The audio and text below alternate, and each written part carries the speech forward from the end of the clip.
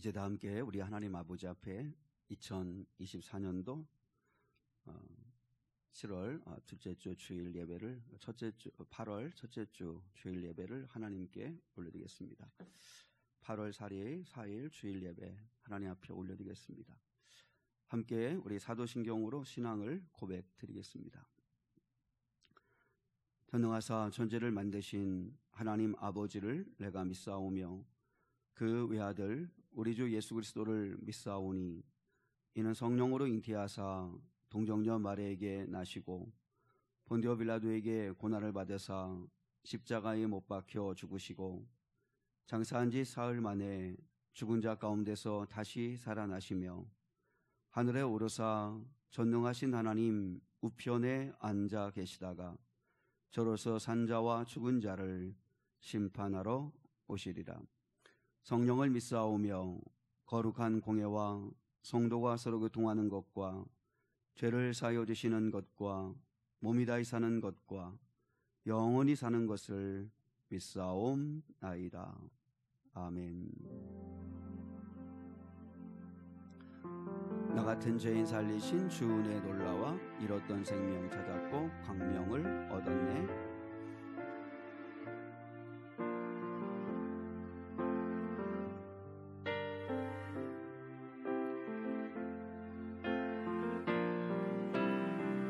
나 같은 죄인 살리신 주 은혜 놀라와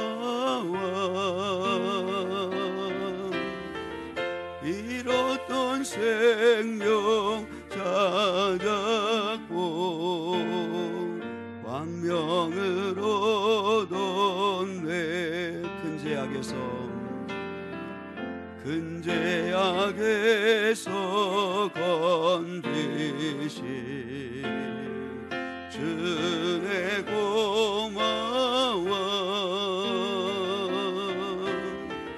나 처음 믿은 그 시간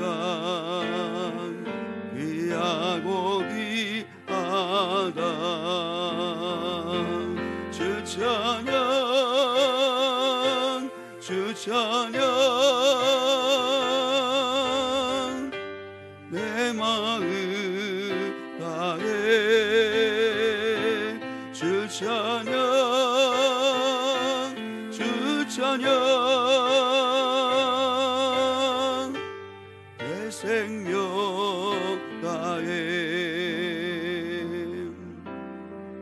이제껏 내가 산 것도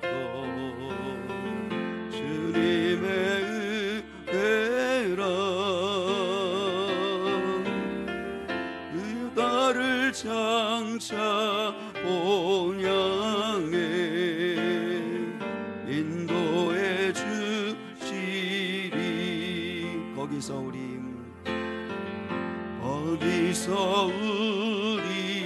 영원히 주님의 은혜로 해처럼 밝게 살면서 주 찬양하리라. 주 찬양 주 찬양 내 마음 다해 주 찬양 주 찬양 내 생명 다해. 이제껏 내가 산 것도 주님의 은혜라. 이제껏 내가 산 것도 주님의 은혜라. 또 나를 장차 본향에 인도해 주시리. 거기서 우리 영원히 주님의 은혜로 이처럼 먹게 살면서 주 찬양하리라. 주 찬양, 주 찬양, 주 찬양. 내 마음 다해 주 찬양, 주 찬양. 내 생명 다해.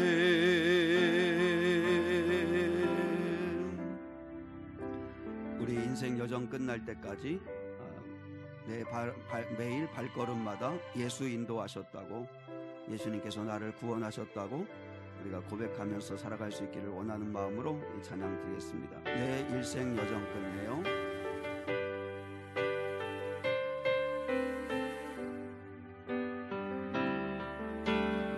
일생 여정 끝내요. 강고 언덕 이를 때 하늘 문양에 말하리. 예수 인도하셨네. 매일 발걸음마다 예수 인도하셨네.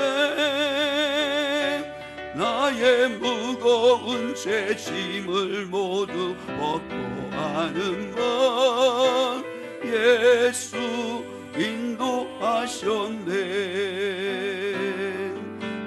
이다시 바뀔 인생은 얻어이면서 갈 때에 시험과 환난 많으나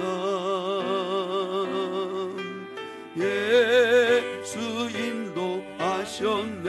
매일 발걸음마다, 매일 발걸음마다 예수 인도하셨네. 나의 무거운 죄짐을 모두 벗고 하는 법 예수 인도하셨네. 내 밟은 발걸음마다, 내 밟은 발걸음마다 주 예수 보살피시사 승리에게 가부르려 주를 찬송하리라. 매일 발걸음마다, 매일 발걸음마다 예수 인도하셨네. 나의 무거운 죄짐을 모두 벗고 하는 말 예수 인도하셨네.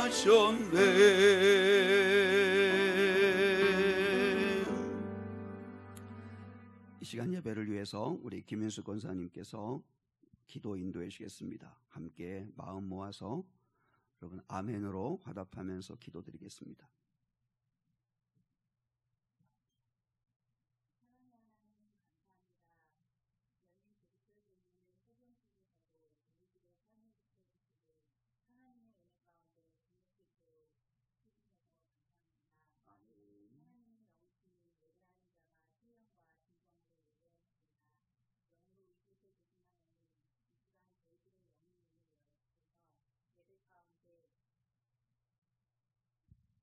하나님의 임재를 경험하는 시간 되게 하여 주시옵소서. 주님, 지난 한 주 핸드폰 시간을 줄이고 주님 말씀 묵상과 주님 생각을 더 하기로 하였는데 왠지 말씀 묵상 시간을 숙제처럼 의무적으로 하고 있었음을 고백하며 회개합니다. 하나님은 하나의 인격이시며 우리와 친밀한 교제를 하길 원하시는데 우리들은 세상적인 것에 더 즐거워하고 주님을 향한 간절한 마음이 부족하였음을 고백합니다. 주님을 더 알길 원하며 더 친밀해지길 원하는 간절함이 우리들 가운데 있길 기도합니다. 주님, 무더운 날씨가 이어지고 있습니다. 교회의 어린 열매와 은결이를 비롯한 우리 아이들, 연로하신 장로님, 권사님들과 몸이 연약한 성도들, 군에 가 있는 자녀들, 각자의 삶의 자리에서 하루하루를 열심히 살아가고 있는 성도들을 지켜주셔서 무더위에 지치지 않고 주님 은혜 가운데 이 무더위를 무사히 이겨낼 수 있도록 붙들어 주시옵소서. 사랑의 하나님, 8월 11일 다음 주 주일에는 더 가까이라는 주제로 온 가족 여름 수련회를 준비하고 있습니다. 온 성도들이 주님 부어주실 은혜를 기대하며 기도로 준비하고 기쁨으로 참여하는 수련회 되길 기도합니다. 수련회를 통하여 하나님과 또 성도들 간의 사랑으로 더 가까워지고 말씀과 기도와 예배가 가까워지는 시간이 되게 은혜 부어주시옵소서. 주님, 이병수 담임 목사님과 이기룡 목사님을 우리 교회의 목사로 세워주심을 감사합니다. 늘 수고하고 애쓰시는 우리 목사님들 영육간에 강건하게 하여 주시고 주님께서 선하게 인도하시어 목회를 마치는 순간까지 붙들어 주시고 주님과 동행하는 삶이 되게 하여 주시옵소서. 성령님이 생각과 마음을 붙들어 주셔서 하나님의 마음을 잘 알고 깊이 깨달아 저희들에게 확신을 가지고 말씀을 증거하게 하여 주시옵소서. 옆에서 기도와 섬김으로 애쓰시는 사모님들도 기억하여 주셔서 그분들의 삶 가운데 주님 주시는 위로와 평안과 기쁨이 넘치도록 은혜 주시길 기도합니다. 이 시간 말씀을 듣습니다. 우리 목사님 말씀을 전하실 때 주님 역사하시어 갈급한 우리들의 심령을 채워주시고 말씀을 통하여 깨닫고 믿음으로 결단하는 시간 되게 하여 주시옵소서. 감사드리며 이 모든 말씀 부활 승리하신 예수 그리스도의 이름으로 기도드렸습니다.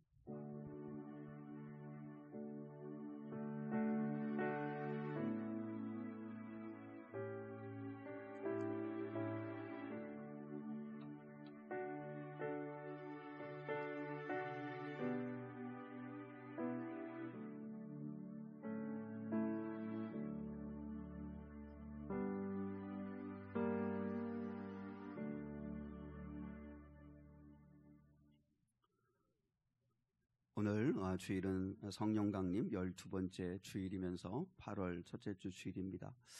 이제 8월 한 달 여러분 잘 보낼 수 있기를 주님께서 은혜 주시기를 간절히 바랍니다. 목장 모임 오늘 있습니다. 중보기도 모임, 그리고 성령 집회, 또 주말 전도, 여러 모임 가운데 하나님의 은혜가 함께할 수 있도록 여러분 기도해 주시고 적극적으로 또 참여하시면 좋겠습니다. 계속 주일마다 광고한 것처럼 우리 다음 주일이 8월 11일 8월 둘째 주 주일입니다. 우리 앞에도 이렇게 프랑카드가 현수막이 있는데요. 온가족 여름수련회가 우리 다음 주에 있습니다. 다음 주에는 우리 일부 예배들 오신 우리 성도들은 다음 주만은 이제 이렇게 가족들과 함께 11시 예배 오시면 됩니다. 오셔서 또 함께 수련회에 참여하시면 되고, 또 뭐 바쁘시거나 또 부득불 어려우시면 예배 드리고 점심 드시고 가시면 되고, 그렇지 않으신 분들은 가급적이면 우리 오후에 또 이렇게 실내 체육대회, 그리고 또 목장별 성경 퀴즈 대회, 그리고 시상식, 그리고 저녁 같이 함께 이렇게 먹는 시간까지 함께 해주시면 감사하겠습니다. 11시부터 오후 5시까지 진행이 됩니다. 기억하시고 다음 주일에는 여러분이 다 이제 11시 예배 시간 맞춰서 교회로 오시면 되겠습니다. 교회에 늘 섬기시는 분들, 또 청소하시고 점심봉사 섬기신 분들에게 늘 감사함을 드립니다. 늘 주의 은혜가 늘 함께할 수 있기를 간절히 바라고 여러분이 혹시 이렇게 부득불 예배를 드리지 못할 경우에는 또 유튜브에 설교 예배 영상이 올라가 있습니다. 여러분 미래교회 성도라면 또 오고 가면서 꼭 그 말씀 듣고 그래서 같이 뜻을, 말씀을 공유할 수 있으면 좋겠다, 그렇게 생각을 합니다. 기억하시고 여러분 적극적으로 참여하시면 좋겠습니다. 아마 여름 휴가들 보내시는 분들도 계신데 첫째도 안전, 둘째도 안전, 셋째도 안전하게 행복하게 오고 갈 수 있기를 바랍니다. 자, 우리 좌우에 앞뒤에 계신 분과 같이 한번 인사 나누시고 말씀 같이 나누겠습니다. 이렇게 인사하겠습니다. 날이 덥습니다. 건강하시고 힘내십시오. 인사하겠습니다. 날이 많이 덥습니다. 건강하시고 힘내십시오. 네, 행복하십시오. 오늘 주시는 하나님의 말씀 같이 나누겠습니다. 오늘 주시는 하나님의 말씀은 빌립보서 1장 27절로 30절입니다. 빌립보서 1장 27절 말씀부터 30절 말씀입니다. 페이지 수로는 319페이지, 신약성경 319페이지입니다. 우리 27절로 30절 우리 한 목소리로 함께 같이 말씀 받들어 읽겠습니다. 같이요. 시작. 오직 너희는 그리스도의 복음에 합당하게 생활하라. 이는 내가 너희에게 가보나 떠나 있으나 너희가 한 마음으로 서서 한 뜻으로 복음의 신앙을 위하여 협력하는 것과 무슨 일에든지 대적하는 자들 때문에 두려워하지 아니하는 이 일을 듣고자 함이라. 이것이 그들에게는 멸망의 증거요 너희에게는 구원의 증거니 이는 하나님께로부터 난 것이라. 그리스도를 위하여 너희에게 은혜를 주신 것은 다만 그를 믿을 뿐 아니라 또한 그를 위하여 고난도 받게 하려 하심이라. 너희에게도 그와 같은 싸움이 있으니 너희가 내 안에서 본 바요 이제도 내 안에서 듣는 바니라. 아멘. 구원의 증거가 있는가? 구원의 증거가 있는가? 하는 제목 가지고 하나님 말씀으로 함께 은혜 나누기를 원합니다. 먼저 두 이야기를 시작함으로 말씀을 함께 나누기를 원합니다. 이 두 이야기는 공통점이 있는데 여러분 한번 잘 생각해 보시면 좋겠습니다. 혹시 텔레토비를 아십니까? 아마 우리 그 젊은이들은 아마 텔레토비를 잘 모르지 않을까. 하임이 텔레토비 알아요? 잘 모르죠. 1997년도 영국 BBC 방송에서 2살에서 5살 그 유아들을 위한 교육 프로그램으로 제작된 그 방송입니다. 아마 전 세계적인 인기를 끌었습니다. 거기 나오는 등장인물이 보라돌이, 뚜비, 나나, 뽀. 혹시 보신 분들은 그 이름들이 기억나는지 모르겠어요. 텔레토비가 인기가 있으면서 한때 텔레토비와 기독교의 공통점이 유행한 적이 있습니다. 시간이 지나도 성장하지 않는다. 또 모임엔 새 멤버가 없다. 그 멤버가 늘 그 멤버다. 고민이나 눈물, 수고, 희생이 없다. 그게 텔레토비하고 기독교인들의 공통점이라고 그렇게 이건 물론 기독교를 조롱하기 위해서 만든 이야기이지만 그러나 정말 안타까운 건 일면에 맞는 이야기라는 거죠. 그리스도인들이 교회를 다니는데 시간이 아무리 지나도 성장하지 않고 성숙해지도 않고 그리고 늘 그 멤버가 그 멤버 자기들끼리 놀고 그리고 고민이나 눈물, 수고나 땀이나 희생 이런 것들은 부담스러워하는 모습들. 그게 텔레토비와 기독교의 닮은 점이다. 이렇게 이야기를 했습니다. 두 번째 이야기는 지난번에 한번 말씀을 드렸었는데요. 뉴저지 드류 대학교 교수인 레너드 스윗이라고 하는 분이 교회는 네 종류의 교회가 있다라는 이야기를 했습니다. 첫째는 살아있는 교회, 가장 좋은 교회의 모델인 선교적인 교회입니다. 미션 처치, 선교적 교회, 가장 바람직하고 본질적인 교회의 모델입니다. 살아있는 교회입니다. 모든 교회의 모든 시스템과 모든 교회 사역과 모든 성도들의 관심이 복음 전파에 가 있는 교회, 복음 전파를 가장 우선시하는 교회, 그게 가장 살아있는 교회, 선교적 교회다. 이렇게 이야기를 했습니다. 두 번째가 미니스트리 처치, 목회적 교회다. 이렇게 이야기했습니다. 그러니까 교회가 선교적인 사명을 조금 잃어버리면 목회적 교회로 간다는 거예요. 근데 갈수록 안 좋아지는 거예요. 이제 성도들은 더 이상 복음을 전하지 않고 목사도 더 이상 복음 전도에 대한 설교를 하지 않는 그런 교회.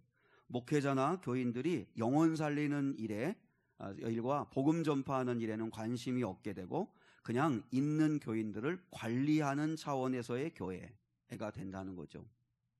그리고 세 번째는 현상유지적인 교회. 현상유지적인 교회입니다. 목회적 교회가 더 나쁜 방향으로 가게 되면, 변질되면 현상유지적인 교회가 된다는 거죠. 그러니까 현상유지만 하려고 하는 교회인 겁니다. 그러면 더 이상의 부흥 발전은 없고 성령의 역사도 없고 그냥 안주하는 교회로 변질된다는 거죠. 그리고 그걸 그냥 방치하게 되면 마지막 네 번째, 박물관 교회가 된다는 것입니다. 박물관 교회는 생명도 없고 열정도 없고 눈물도 없고 기도도 없고 헌신도 없고 순종도 없고 그냥 옛날 얘기만 한다는 거죠. 옛날 얘기만 하고 성도들이 다 생기도 없고 그런 죽은 교회, 죽은 성도가 되는 것, 그게 박물관 교회가 된다라고 하는 것입니다. 보세요. 이 두 가지의 이야기의 공통점이 뭐죠? 한마디로 말하면 수고하고 고난받기를 싫어하는 모습들이라고 하는 것이에요. 텔레토비의 특징도 마찬가지예요. 고난이나 수고나 희생이나 눈물이 없어요. 선교적 교회가 되려면 반드시 희생이 필요해요. 땀이 필요하고 수고가 필요하고 헌신이 필요하고 희생이 필요해요. 하나님의 역사는 여러분 순교의 사람들이 있을 때 나타난다는 거죠. 사도 바울은 오늘 말씀을 통해서 이것이 멸망의 증거요, 이것이 구원의 증거다, 이렇게 이야기를 했습니다. 자, 우리 28절 한번 볼까요? 28절 시작. 무슨 일에든지 대적하는 자들 때문에 두려워하지 아니하는 이 일을 듣고자 함이라. 이것이 그들에게는 멸망의 증거요 너희에게는 구원의 증거니 이는 하나님께로부터 난 것이라. 보세요. 이게 뭘까요? 하나님께로부터 난 것인데 어떤 사람들에게는 멸망의 증거고 어떤 사람들에게는 구원의 증거가 된다라고 하는 이것이 뭘까 하는 거예요.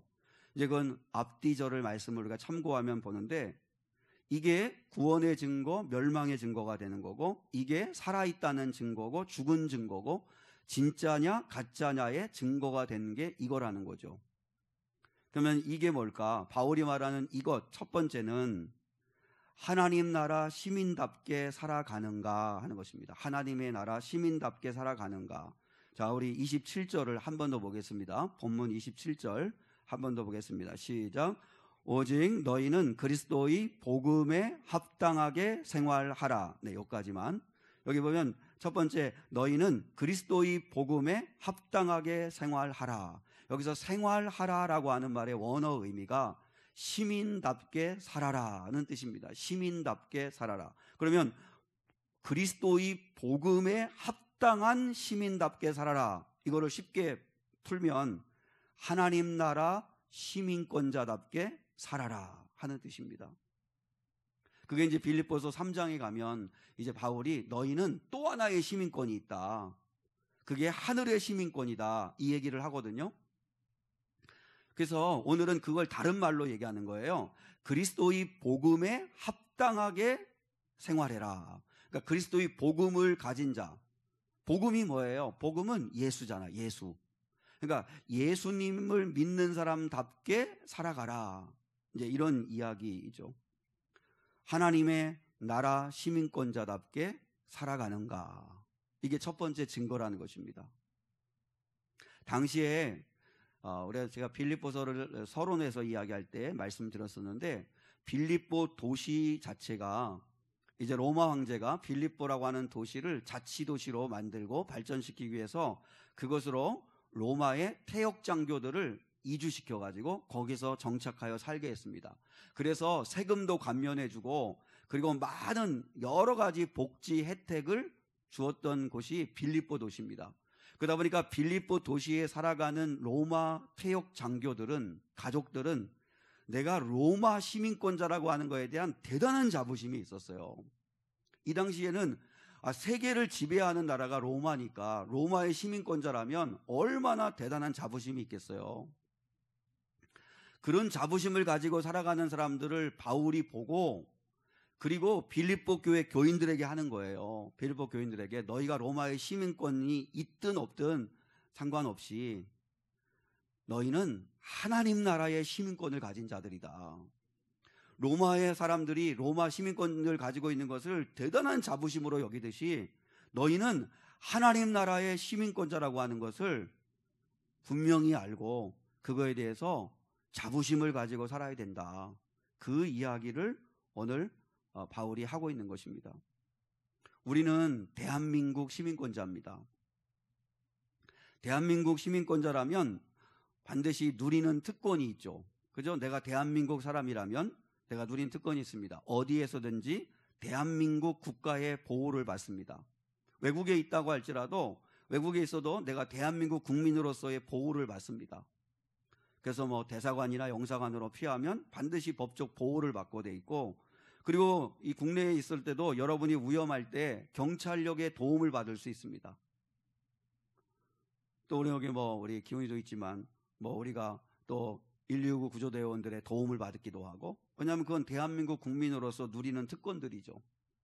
근데 동시에 내가 대한민국의 시민권자라고 하면 누리는 특권도 있지만, 그러나 여러분 다 아시는 대로 의무가 있잖아요. 의무. 그죠? 여러분 많이 힘드시지만 납세의 의무가 있고, 그죠? 그리고 국방의 의무가 있고, 의무가 있어요. 의무. 근데 나는 특권만 누리려고 하고 의무만 누리려고 하는 건 시민권자의 모습이 아닌 거죠.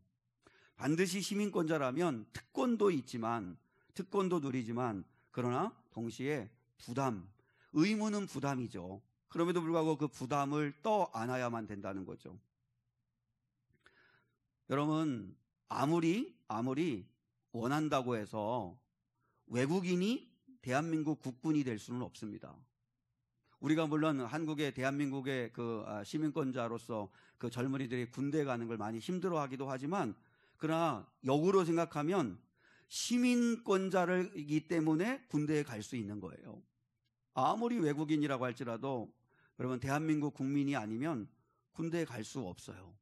그러니까 그 의무를 질 수 없어요. 그러니까 의무도 어떻게 보면 시민권자니까 당연히 져야 되는 것이기도 하죠.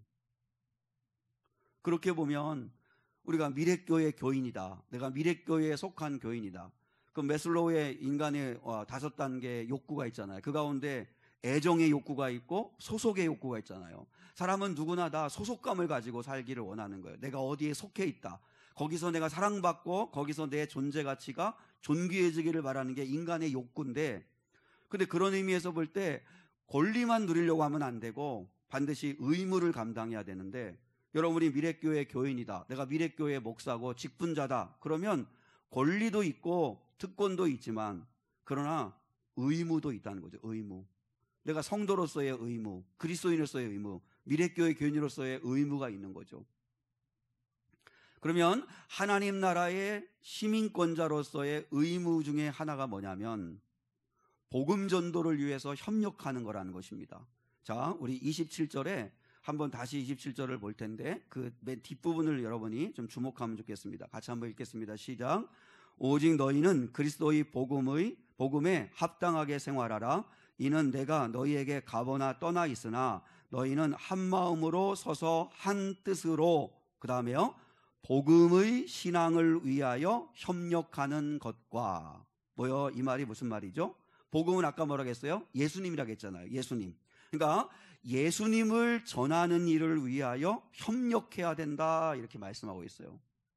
예수님을 전하는 일, 복음 전파하는 일에 반드시 너희는 협력해야 된다. 이걸 조금 더 구체적으로 말하면 교회가 교회되게 하는 일에 반드시 너희는 협력해야 된다. 그게 시민권자의 의무라는 거예요. 의무. 교회를 처음 다닐 때, 교회를 나온 지 얼마 안 될 때는 그냥 특권만 누리면 됩니다. 대접받고 그리고 섬김받고 그렇게 하면 되지만, 이제 교회를 다니는 횟수가 많아지고 직분을 얻고 할수록 우리는 뭐를 더 해야 되냐면 의무를 감당해야 되는 거죠.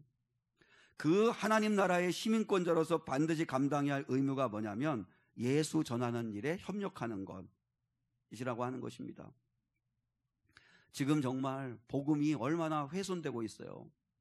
요즘 여러분은 언론에 보셔서 아시는지 모르겠지만 파리올림픽 개막식에서 그저 그 최후의 만찬을 비하하고 조롱하는 그런 퍼포먼스를 파리에서 올림픽 개막식에 했습니다.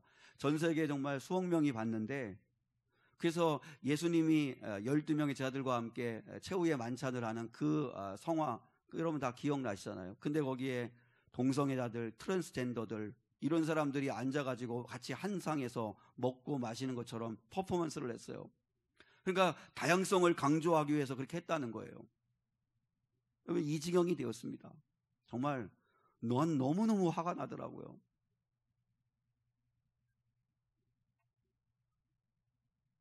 여러분, 이렇게 복음이 훼손되어지고 조롱받는 그런 시대 속에 우리가 살아가고 있는데, 이럴 때일수록 우리 성도들은 더 기죽지 말고 하나님 나라 시민권자답게 예수 전하는 일, 복음 전하는 일, 예수 사랑하는 일에 더 힘쓰고 협력해야 된다는 거예요. 협력하라 하는 말이 뭐냐면 함께 싸우라는 뜻입니다. 함께 싸우라. 원어의 의미가 싸우라는 뜻이에요. 그러니까 누군가가 복음을 위해서 수모를 겪고 어려움당하고 고난받을 때 같이 싸워주라는 거예요. 같이 싸워줘. 도망치고 회피하고 아닌 척하고, 그건 하나님 나라 시민이 아니라는 거죠. 하나님 나라 시민권자라면 복음 전파를 위하여 같이 싸우고 같이 협력해야 된다라고 하는 것입니다. 우리 교회도 어떻게든지 선교적 교회가 되고 살아있는 교회가 되보려고 애를 쓰는 거죠. 그래서 여러 가지 일들을 합니다. 금요일, 주말 노방전도 합니다. 사실 제 마음은 7, 8월에는 좀 쉬었으면 좋겠는데, 그도 사랑하는 노현자 원사님이 끝까지 전도하려고 애를 쓰는데, 그 몸 가지고도 전도하고 그 더위 가운데도 전도하려고 하시는데 차마 쉬잔 말을 못하겠어요. 여러분, 주님이 기뻐하시는 일입니다. 그래서 노방전도, 사실 요즘 교회들 노방전도 하는 교회들 많지 않지만 저게 무슨 뭐 큰 효과가 있을까라고 생각하고 이 말 저 말 하면서 판단하고 평가하지만, 우리는 그냥 주님이 기뻐하시는 일이라고 믿고 그냥 그 일 감당하는 거죠. 사랑의 만찬 봉사를 합니다. 지금 12분을 섬기는데 제가 모충동 사무소에 협조를 구했습니다. 그래서 모충동에도 그 반찬 봉사를 기다리신 분들이 많다고 그래서 한 서너 분 더 좀 추천해 달라고 그래서 15명을 섬기려고 합니다. 저희의 맥시멈은 한 15명 정도 될 것 같아요. 그러면 이제 산남동, 수곡동, 성화동, 탑동, 모충동 여기 계신 분들한테 이렇게 맛있는 한 끼의 음식을 한 달에 2번씩 대접하는 거죠. 작년 6월부터 시작했습니다. 이제 1년 1개월 돼갑니다. 근데 제가 참 지난번에 너무 더운 날이잖아요. 이제 그 반찬을 갖다 드리는데, 그러면 이제 더우니까 문 밖에다 둘 수가 없거든요. 그래서 꼭 연락해서 얼굴을 보고 드려야 되거든요. 그래 빨리 드려놔야 되니까. 근데 지난번에 갔는데 1년 1개월 만에 제가 바카스를 얻어먹었습니다. 그분이 드디어 마음을 여신 것 같아요. 바카스를 준비해놓고 계셨다가 더운데 너무 고생한다고 바카스를 주시더라고요. 조금씩 마음을 여시는구나. 뭐 교회를 홍보하거나 그렇게 하지 않습니다. 그냥 주님이 원하시는 일이라고 믿고 그냥 섬기는 거죠. 그러면 주님이 아시고 우리 교회에 은혜를 주실 거라고 믿고 그렇게 하는데, 여러분 그런 일에 여러분이 협력해야 됩니다. 물론 여러분이 겨자씨 연금으로 물질로도 협력하시는데 몸으로도 협력하면 좋겠어요. 그리스도를 위하여 누군가를 위하여 땀 흘리는 일 참 가치 있고 좋은 일이죠. 모충동에도 3분 정도가 되면 제가 한 10명을 이렇게 배달을 해야 하기 때문에 혼자로는 역부족이에요. 물론 남자분들은 제가 가야 되고 하지만 같이 이제 또 날라줄 수 있는 사람도 필요하고 좀 더 섬길 수 있는 사람들이 필요하고, 지금도 여러분들이 참 땀 흘리면서 기쁨으로 섬겨주시는데 그런 일들에 적극적으로 협력해야 그게 하나님 나라의 시민권자의 의무라는 거죠. 우리가 8곳을 기도로 물질로 섬기고 있습니다. 여러분 주보에 우리 교회가 돕는 교회들 있습니다. 기억하시고 이름 한 번씩 불러가면서 기도해 주십시오. 그리고 1020 세대를 위한 문화센터가 준비 중입니다. 8월 마지막 주면 다 끝납니다. 9월 첫째 주일에 그때 봉헌 예배를 드리고 싶은 마음인데, 그래서 지금 이제 다 철거하고 이제 이번 주부터 목공에 들어갑니다. 나는 정말 이것이 하나님 전도의 문이 될 수 있기를 원합니다. 뭐 다른 이유 없는 거예요. 복음 전파를 위해서 하는 거예요. 거기에 그래서 수천만 원을 들여서라도 복음 전파를 위해서 우리가 한번 해보자 하는 거죠. 교회는 살아있어야 됩니다. 그리고 선교적 교회가 되기 위해서는 끊임없이 일하고 기도하고 주님 붙들고 그러면서 복음 전파하는 일을 위해서 성도들이 같이 열심 내고 협력하고 땀을 흘리고 수고하고 애쓰고 하는 모습들이 있어야 합니다. 그래야 교회는 살아 있을 수 있고 살아나게 된다는 것이죠. 그래서 성도 여러분, 여러분이 몸으로 하나님의 나라의 일을 위해 복음 전파하는 일에 협력하시고 그리고 물질로 참여하십시오. 여러분, 목사님 나는 기도로 돕겠습니다. 기도는 내가 할 테니까 기도는 돕지 말고 여러분은 몸으로 하고 물질로 해요. 물질로. 기도는 내가 할 테니까 기도한다고 해서 기도 뒤에 숨지 말고 여러분 몸으로도 하고 마음으로도 하고 또 물질로도 조금씩이라도 협력하고 그래서 좀 풍성하게 흘려보내고 나누고 복음 전파하는 일에 계속 힘쓰는 그런 교회가 될 수 있도록 기도해 주시기를 바랍니다. 두 번째는 내가 진짜인지 가짜인지 살아있는지 죽었는지 예수님을 사랑하는지 안 하는지 내가 구원을 받았는지 안 받았는지 어떻게 할 수 있냐면 고난받는 것을 특권으로 여기느냐 하는 것입니다. 아까도 말했잖아요. 텔레토비와 기독교의 공통점 가운데 땀 흘리지 않으려고 하고 눈물 흘리지 않으려고 하고 헌신하지 않으려고 하고 희생하지 않으려고 하고 고난받지 않으려고 하고 그러면 박물관 교회 되는 것처럼 내가 구원받은 증거는 예수님 때문에 고난받고 교회를 위하여 수고하고 애쓰는 그런 모습이 있는가? 그렇다면 그게 구원받은 증거라는 거죠. 자, 오늘 본문 29절인데 이걸 여러분의 이해를 돕기 위해서 세번역 성경으로 기록했어요. 주보를 보셔야 돼요. 주보를 보시고 29절을 한번 같이 순서대로 성경 순서대로 한번 보세요. 시작. 여러분이 그리스도를 없어요?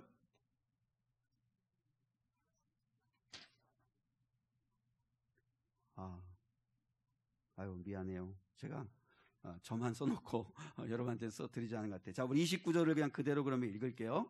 본문 29절을 그대로 한번 읽어보겠습니다. 시작.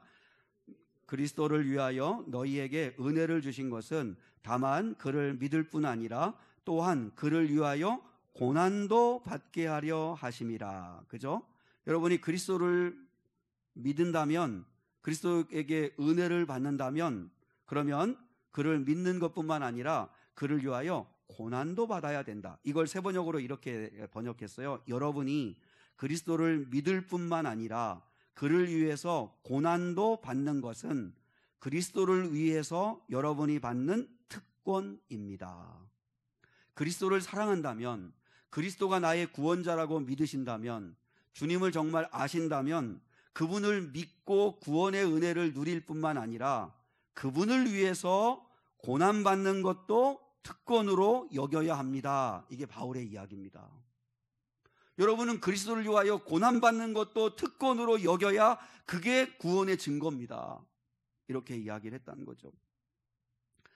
사도행전 5장 40절로 41절을 보세요. 사도들이 예수님을 위해서 고난받는 것을 기뻐해요. 한번 읽어볼까요? 같이 읽겠습니다. 시작. 그들이 옳게 여겨 사도들을 불러들여 채찍질하며 예수의 이름으로 말하는 것을 금하고 놓으니 사도들은 그 이름을 위하여 능욕받는 일에 합당한 자로 여기심을 기뻐하면서 공회 앞을 떠나니라. 도대체 사도들은 어떤 사람들이었기에 예수님 때문에 채찍에 맞고 예수님 때문에 수모를 겪고 예수님 때문에 그 고통을 겪으면서도 기뻐할 수 있을까요? 오늘 41절에 이렇게 되어 있잖아요. 사도들은 예수의 이름을 위하여 고통받고 매맞고 조롱받고 능욕받는 일에 자기들이 쓰임받는 것을 기뻐했대요. 고난받는 것을 특권으로 여겼다는 거예요. 얼마나 예수님을 사랑하면 이렇게 될 수 있을까? 우리는 예수님에게 좋은 것만 받으려고 하지 여러분, 예수님께 좋은 걸 받으려고 하면 동시에 예수님을 위해서 고난받는 것도 특권으로 여겨야 된다는 거예요. 근데 고난받기는 싫고 예수님을 위해서 어려움 당하는 건 싫고 예수님께 좋은 것만 받고 싶은 건 하나님 나라의 시민이 아니라는 거죠. 하나님 나라의 시민권자라면 그럴 수 없다는 거죠. 순회선교단의 김용의 선교사님은 그 자녀들을 다 오지의 나라로 선교사로 보냈지 않습니까? 참 이런 분들을 보면 저도 목사이지만 참 부끄럽다 하는 생각이 들 때가 있는데, 그들이 그 자녀들을 다 오지의 나라, 그것도 정말 어려운 나라로 선교사로 보내면서 그렇게 계속 이야기했대요. 땅끝에서 죽어 하나님 나라 한복판에서 만나자. 땅끝에서 죽어 하나님 나라 한복판에서 만나자. 늘 김용희 선교사는 자녀들한테 순교의 영광을 가르쳤대요. 순교의 영광. 저는 이 대목에서 참 부끄럽더라고요. 저는 우리 아이들이나 우리 성도들에게 예수님을 위해서 순교하는 것이 축복입니다, 이걸 가르치지 못한 게 아닐까 하는 생각을 합니다.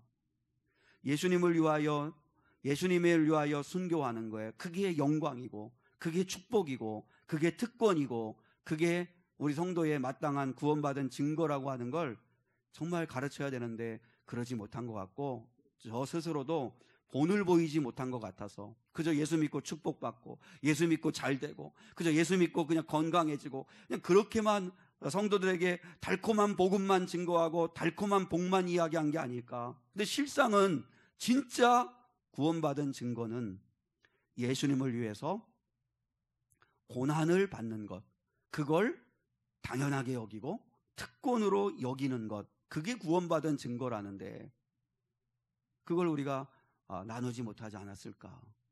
김병삼 목사님의 하나님의 마음 알기라고 하는 책에 나오는 이야기인데요, 한국교회가 큰 부흥을 경험하던 1990년대에 미국 교회가 계속 어려워지고 있다는 이야기가 들리기 시작했다고 그래요. 그래서 이 목사님은 이해가 안 됐대요. 지금 미국에 있는 교회들 출석교인들이 2,000명이 이상이 되면, 미국은 출석교인이 2,000명이 되면 메가처치라고 이야기를 해요.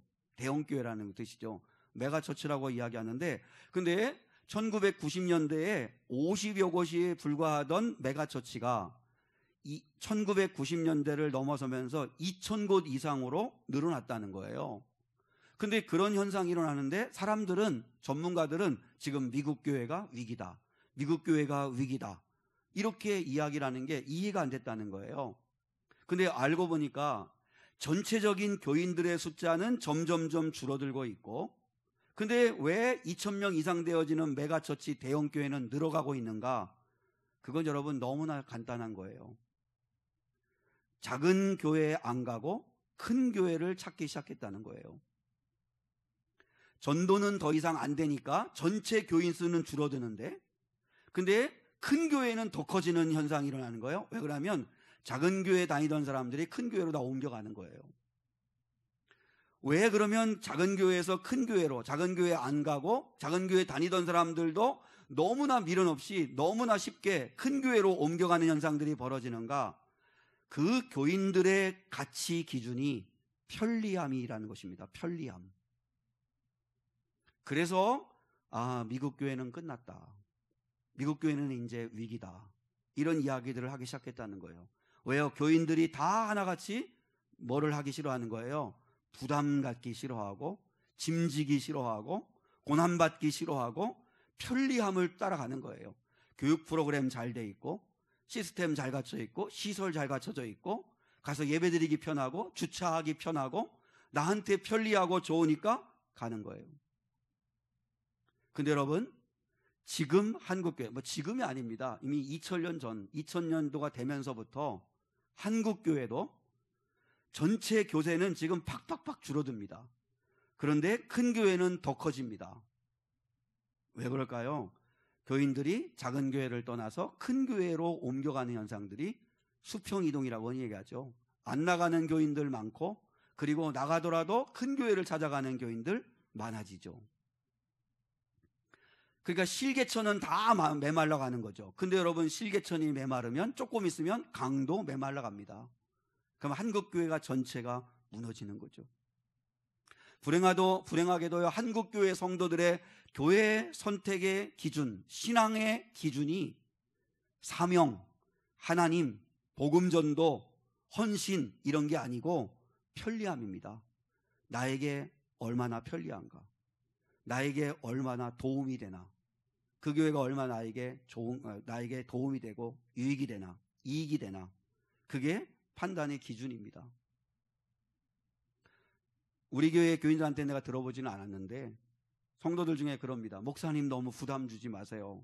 부담 갖고 신앙생활하고 싶지 않아요. 근데 한번 생각해 봐야 됩니다. 예수님이 얘들아 너희가 나를 따라오려거든 자기를 부인하고 자기 십자가를 지고 나를 따를 것이니라 라고 말씀하셨는데, 신앙생활하는데 부담을 안 갖고 신앙생활한다는 게 이게 말이 될까?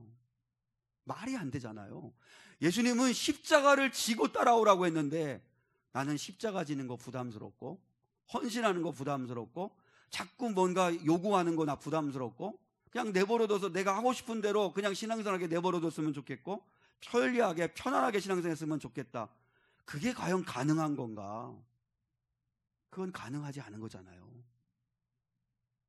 세상에서도 좋은 거 얻으려면 그렇게 땀 흘리고 대가를 지불하고 그렇게 하는데, 근데 하나님 나라의 시민권자라고 하면서 여러분 우리가 헌신하고 희생하고 부담을 갖지 않으려고 하는 건 그건 있을 수 없다는 거죠. 물론 오늘 드려지는 이야기가 부담될 수 있을지 모르겠는데 그래도 여러분이 고민을 해야 됩니다. 고민해야 됩니다. 하나님 나라의 부흥은 부담을 지는 사람들이 있을 때 일어납니다. 하나님 나라의 부흥은, 교회의 부흥은 여러분 순교자들이 나타날 때 교회는 부흥하는 겁니다.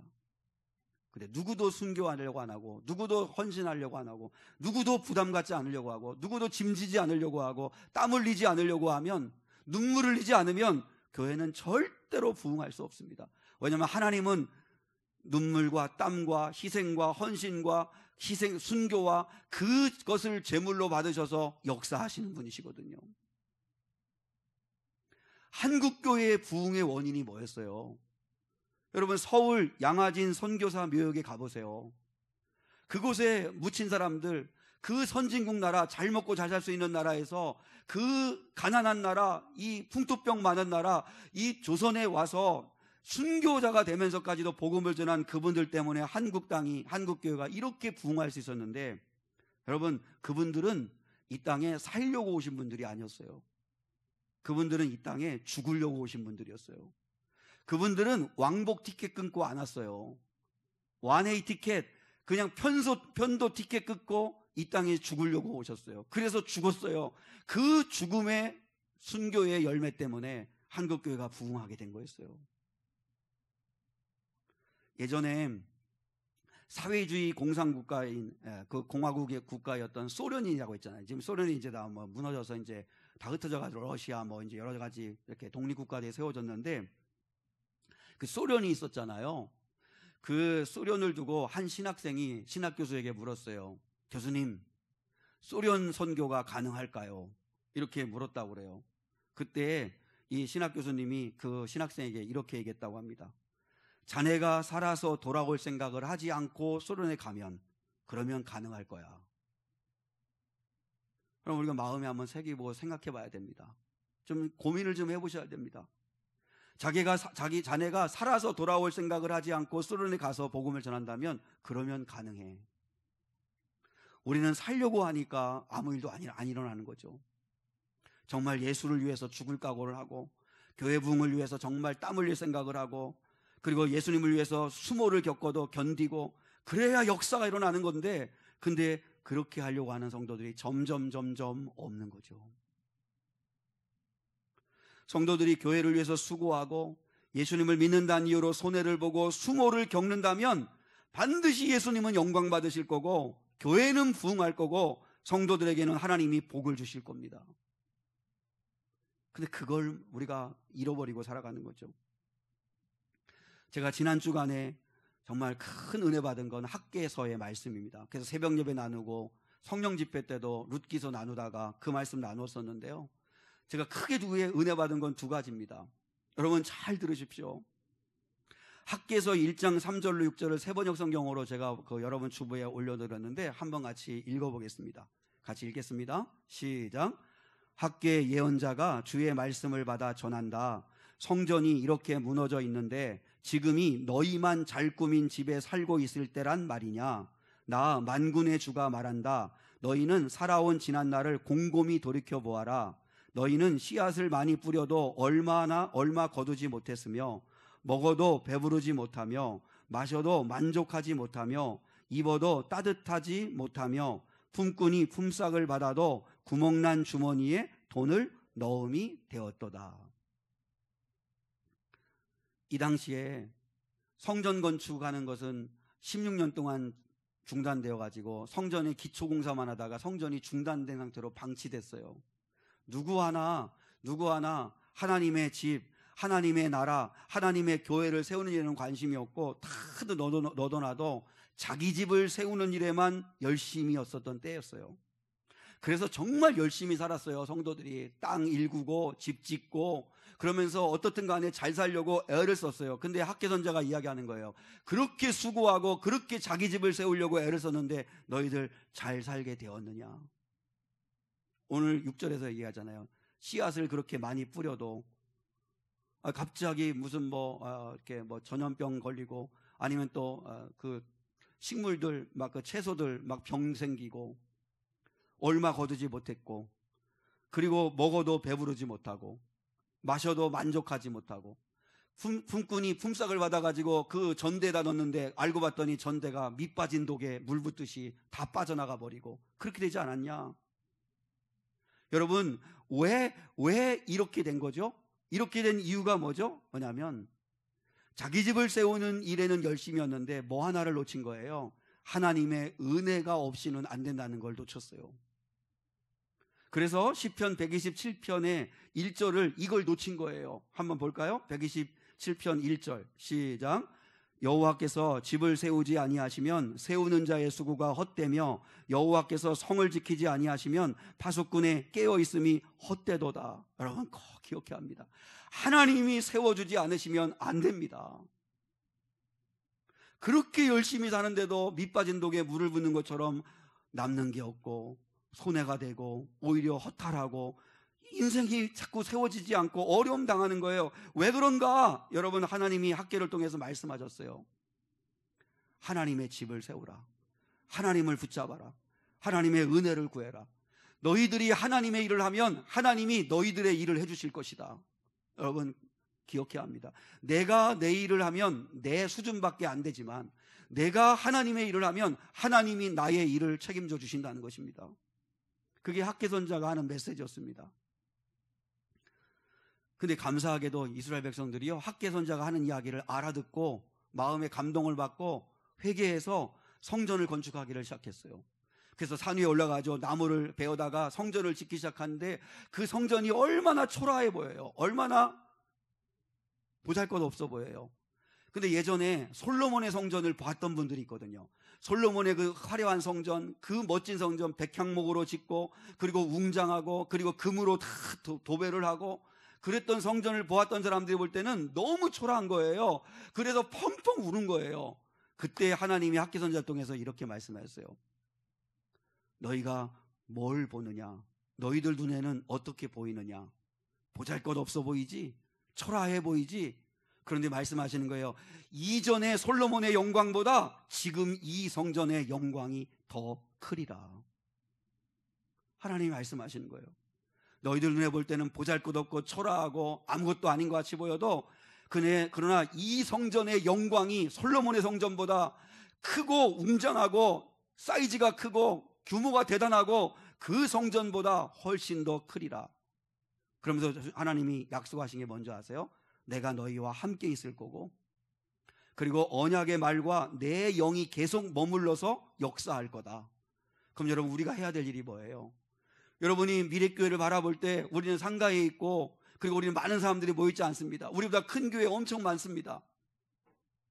큰 교회 가면 편하게 신앙생활 할 수 있는데 라고 생각할지 모르겠어요. 근데 여러분, 주님 말씀하십니다. 너희들이 볼 때 어떻게 보이느냐? 초라해 보이느냐? 보잘것없어 보이느냐? 그러나 정말 하나님을 사모하는 자들, 하나님의 시민권자답게 살려고 몸부림치고 예수 위하여 고난받기를 즐거워하고, 그리고 또한 교회를 위하여 수모를 겪고 땀을 흘리고 희생하고 헌신하기를 기뻐하는 자들이 있는 그 교회에 내가 더 큰 영광이 임하게 하리라. 주님이 말씀하신 거죠. 그래서 정말 이 말씀을, 그 학개서의 말씀을 준비하고 묵상하는데 전 정말 가슴이 뛰더라고요. 하나님, 정말 우리 교회는, 그리고 목사인 나나 우리 성도들이나 정말 우리가 볼 때, 우리를 볼 때는 보잘것없어 보여도 성령의 역사를 간절히 사모하고, 그리고 또한 하나님의 시민권자임을 알고 예수 위에서 고난받고 수모당하고 희생하고 헌신하는 걸 즐거워할 수 있을 만큼 주님을 사랑할 수만 있다면 우리 교회를 통한 영광이 클 거라고 생각합니다. 하나님, 그런 은혜를 베풀어 주옵소서. 여러분, 그렇게 기도하고 그런 성도들이 꼭 되십시오. 여러분이 자신의 일만을 위해 그렇게 애써도 여호와께서 집을 세워주지 아니하시면 허사입니다. 은혜에 있어야 삽니다.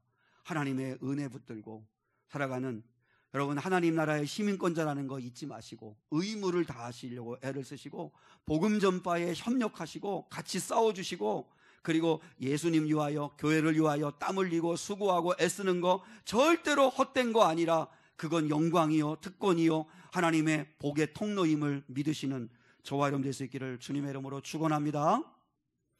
우리 함께 결단의 찬양 같이 드리겠습니다. 하나님, 한 번도 나를 실망시킨 적 없으시고 언제나 공평과 은혜로 나를 지키셨네. 오 신실하신 주, 오 신실하신 주, 내 너를 떠나지 않으리라, 내 너를 버리지 않으리라. 우리 함께 찬양하겠습니다.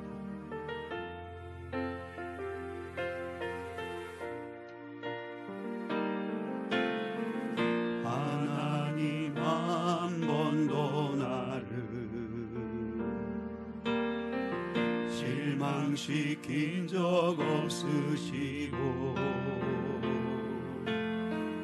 언제나 공평과 은혜로 나를 지키셨네.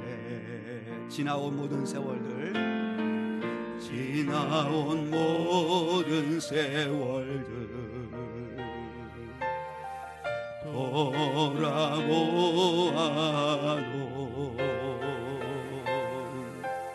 그 어느 것 하나 주의 손길 안 미친 것 전혀 없네.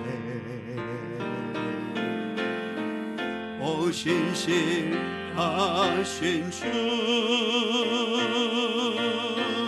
오 신실하신 주,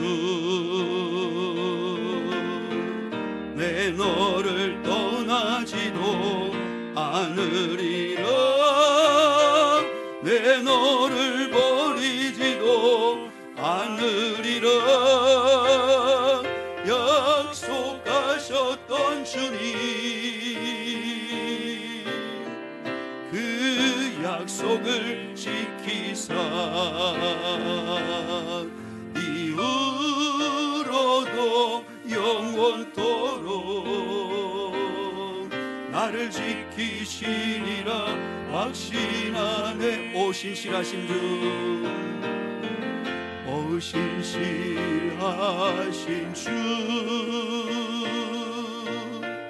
오 신실하신 주, 내 너를 떠나지도 않으리라, 내 너를 버리지도 않으리라. 약속하셨던 주님, 그 약속을 지키사 이후로도 영원토록 나를 지키시리라 확신하네.